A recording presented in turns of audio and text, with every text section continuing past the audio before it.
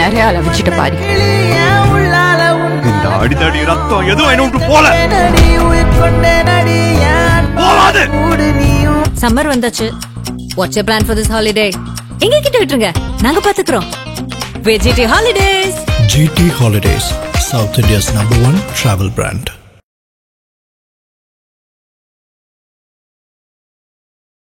ஆதன் news நேயர்களுக்கு வணக்கம். ஜாதிவாரி கணக்கெடுப்பு இதுதான் தற்போது இந்தியாவுல பரவலாக பேசப்பட்டு கொண்டிருக்கக்கூடிய ஒரு விஷயமா இருக்கு.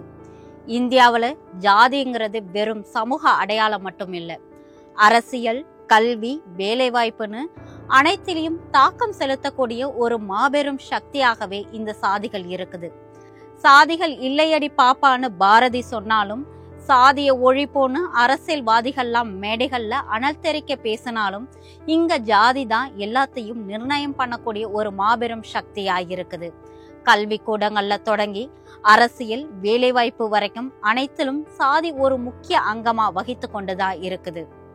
ஜாதிவாரி கணக்கெடுப்புனா என்ன, சாதிவாரி கணக்கெடுப்பு தொடர்ந்து வலியுறுத்தப்படுவதற்கான காரணங்கள் என்ன, ஜாதிவாரி கணக்கெடுப்பின் முக்கிய நோக்கங்கள் என்ன, கடைசியாக ஜாதிவாரி கணக்கெடுப்பு எப்பொழுது நடத்தப்பட்டது, விரிவாக பார்க்கலாம் இந்த காணொலியில். அதனுக்காக நான் கவிபாரதி. இந்திய அரசியலமைப்பு சட்டப்பிரிவு 1948 படி ஒவ்வொரு 10 ஆண்டுகளுக்கும் ஒரு முறை மக்கள் தொகை கணக்கெடுப்பு நடத்தணும்.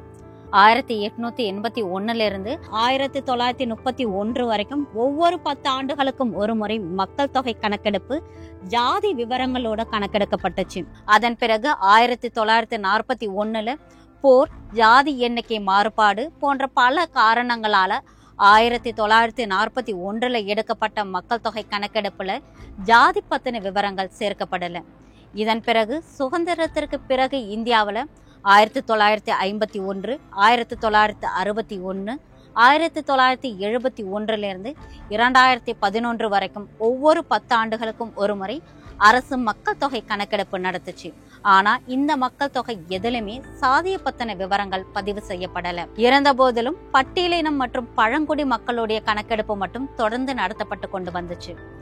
இந்தியா முழுவதும் பல்வேறு கட்சிகள் தொடர்ந்து ஜாதிவாரி கணக்கெடுப்பு நடத்தியே ஆகணும்னு வலியுறுத்தி கொண்டே இருந்தாங்க. 2011 மன்மோகன் சிங் ஆட்சி காலத்துல சமூக பொருளாதார சாதி கணக்கெடுப்பு SECC சென்சஸ் நடத்தப்பட்டுச்சு. இதுல 24 கோடி மக்கள் கிட்டேந்து தரவுகள் சேர்க்கப்பட்டுச்சு. தொழில், வருமானம், கல்வி, வீட்டு நிலை மற்றும் ஜாதி விவரங்கள்லாம் இதுல பதிவு செய்யப்பட்டுச்சு. ஆனா மக்கள் தொகை கணக்கெடுப்பு சட்டப்பிரிவு 1948 படி தனிநபர் தரவுகளை பொதுவெளியில வெளியிடக்கூடாது அப்படின்னு ஒரு விதி இருக்கு. இதனால இந்த கணக்கெடுப்புக்கு பல விமர்சனங்கள் எழுந்துச்சு. இதனால் பிரத்யேக சாதி பெயர் வெளியிடாம இந்த கணக்கெடுப்பு தோல்வி அடைஞ்சிச்சுன்னே சொல்லலாம். அதன் பிறகு 2021 மக்கள் தொகை கணக்கெடுப்பு நடத்தணும். ஆனா அப்ப கோவிட் பெருந்தொற்று காரணமாக இந்த மக்கள் தொகை கணக்கெடுப்பு தள்ளி போடப்பட்டுச்சு. இதன் பிறகு டிஜிட்டல் முறையில மக்கள் தொகை கணக்கெடுப்பு நடத்தலான்னு திட்டமிடப்பட்டுச்சு. ஆனால் அதில் சில சிக்கல்களை சந்திச்சதுனால அதுவும் ஒத்திவைக்கப்பட்டுச்சு. அதன் பிறகு பல அரசியல் தரப்புகளின் ஒத்துழைப்பின்மை, ஆட்கள் பற்றாக்குறை போன்ற பல காரணங்களால இன்றைய வரைக்கும் மக்கள் தொகை கணக்கெடுப்பு எடுக்கப்படாமலே இருக்கு.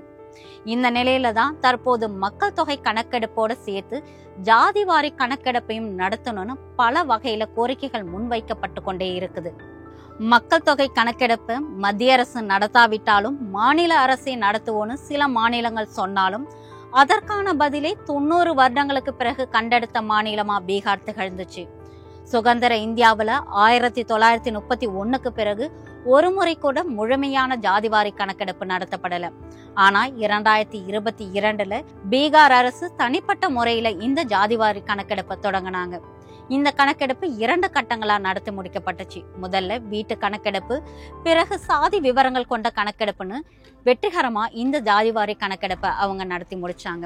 அப்படி நடத்தப்பட்ட கணக்கெடுப்புல அதிர்ச்சி அடைக்கும் பல தகவல்கள் வெளியாகின. பீகார்ல மிக பின்தங்கியோருடைய சதவீதம் 36ஆகவும், பிற்படுத்தப்பட்டோர் சதவீதம் 27ஆகவும், தலித் மக்களுடைய சதவீதம் 19.65%, பழங்குடியினர் சதவீதம் 1.68%, முன்னேறிய சாதிகள் சுமார் 15% இருப்பது தெரிய வந்துச்சு. இந்த கணக்கெடுப்பு நாடு முழுவதும் பெரும் அதிர்வலையை ஏற்படுத்துச்சுன்னே சொல்லலாம். அரசியல் வட்டாரங்களை இது மிகப்பெரிய பேசு பொருளாகவும் மாறுச்சு. பீகார் சாதிவாரி முடிவுகள் வெளியான பிறகு ஓபிசி மற்றும் இபிசியின் மக்கள் தொகையின் பெரும்பங்கு இருக்குங்கிறது அரசியல் கலந்துரையாடல்ல அதிகம் கவனப்பட்டுச்சு. இதன் பிறகு ரிசர்வேஷன் பேஸ்டு பாப்புலேஷன் ஷேர் என்ற கோரிக்கை அதிகமா வலுப்பெற்றுச்சு. தெலுங்கானா போன்ற பிற மாநிலங்களும் ஜாதிவாரி கணக்கெடுப்பு நடத்துறதுல ஆர்வம் காட்டினாங்க. இது மத்திய அரசுக்கு மிகப்பெரிய நெருக்கடியா அமைஞ்சிச்சுன்னே சொல்லலாம். இது ஒரு புறம் இருக்கு. இந்த சாதிவாரி கணக்கெடுப்பு நடத்துவதன் முக்கியத்துவம் என்ன, ஏன் அரசியல் கட்சிகள்லாம் சாதிவாரி கணக்கெடுப்பு நடத்தணும்னு சொல்றாங்கன்னு பார்க்கலாம். மக்கள் தொகையோட கணக்கெடுப்போட பொதுவான நோக்கம் என்னன்னு பார்த்தோம்னா, மக்கள் தொகை எவ்வளோன்னு நிர்ணயம் பண்றது, அதற்கு ஏத்த மாதிரி கல்வி, வீடு, குடிநீர், வேலைவாய்ப்பு, சுகாதாரம் போன்ற தேவைகளை எல்லாம் திட்டமிடுறதுக்கு, அரசியல் தொகுதிகளை மறுவரை செய்யறதுக்கு, ஒதுக்கீடு மற்றும் திட்ட உதவிகள்லாம் என்னென்னு திட்டமிடுறதுக்கெல்லாம் இந்த மக்கள் தொகை கணக்கெடுப்பு அவசியமா இருக்கு.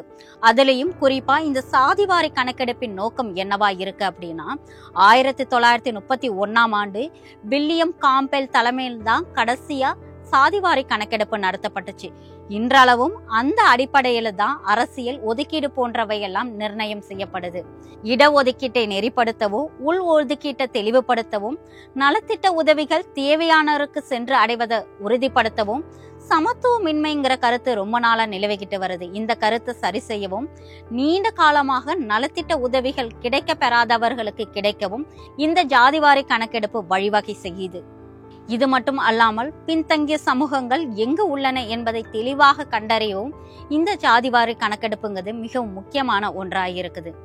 இந்த ஜாதிவாரி கணக்கெடுப்பு பல நல்ல நோக்கத்துக்காக எடுக்கப்பட்டாலும் இதுல சில சிக்கல்களும் இருக்குன்னே சொல்லலாம். இந்த ஜாதிவாரி கணக்கெடுப்பு ஜாதி அரசியலுக்கு வழிவகுக்கக்கூடிய ஒரு அபாயம் இருக்குது. அது மட்டும் அல்லாமல் ஜாதி ரீதியிலான அரசியல் பிரிவினைக்கும் இது வழிவகுக்கலாம் அப்படின்னு சொல்லப்படுது. இதன் காரணமாக தான் சில பேர் இந்த ஜாதிவாரி கணக்கெடுப்பு வேண்டாம் அப்படின்னு ஒரு கோரிக்கையும் முன்வைக்கிறாங்க. எது எப்படியோ பல ஆண்டுகளுக்கு பிறகு மத்திய அரசு சாதிவாரி கணக்கெடுப்பு நடத்த முன்வந்திருக்காங்க. வெற்றிகரமா மத்திய அரசு இந்த சாதிவாரி கணக்கெடுப்பை நடத்தி முடிப்பாங்களா? சமூகத்துல இந்த ஜாதிவாரி கணக்கெடுப்பு எந்த மாதிரியான தாக்கத்தை ஏற்படுத்தும்? பொறுத்திருந்து பார்க்கலாம்.